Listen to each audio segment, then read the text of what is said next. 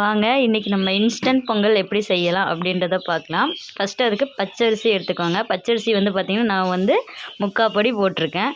அதில் வந்து பாசிப்பருப்பு வந்து 1/4 படி போட்டிருக்கு. அதில் அளந்து நீங்கள் போட்டுக்கோங்க. ஏன்னா உங்களுக்கு எந்த படி ஈஸியாக இருக்கோ அந்த படி எடுத்து நீங்கள் போட்டுக்கோங்க. நல்லா வாஷ் பண்ணிவிட்டு நல்லா வாஷ் பண்ணுங்கள். வாஷ் பண்ணிவிட்டு இப்போ ஒரு படிக்கு நான் வந்து 3 படி டம்ளர் தண்ணி ஊற்றிருக்கேன். ஏன்னா இப்போ நம்ம வந்து நல்லா குழஞ்சி தான் எடுக்க போகிறோம். ஸோ வந்து அதுக்கு தகுந்த மாதிரி நீங்கள் தண்ணி ஊற்றி கொஞ்சம் சேர்த்து கூட ஊற்றி வேக வச்சுருங்க.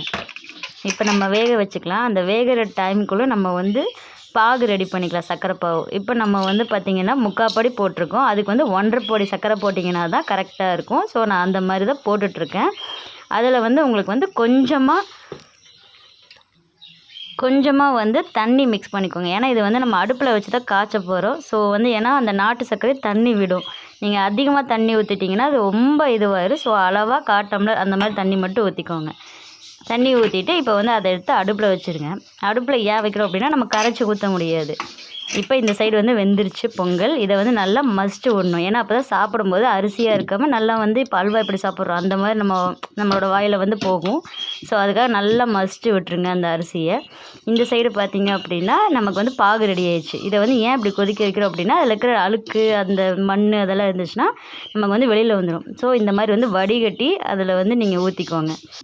ஃபுல்லாக வடிகட்டி ஊற்றிட்டுருக்கோம்.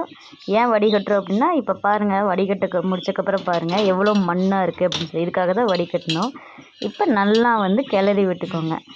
நல்லா அந்த மஸ்டக்கரண்டிலே வச்சு நல்லா ஒரு டைம் கிளறி விட்டுருங்க.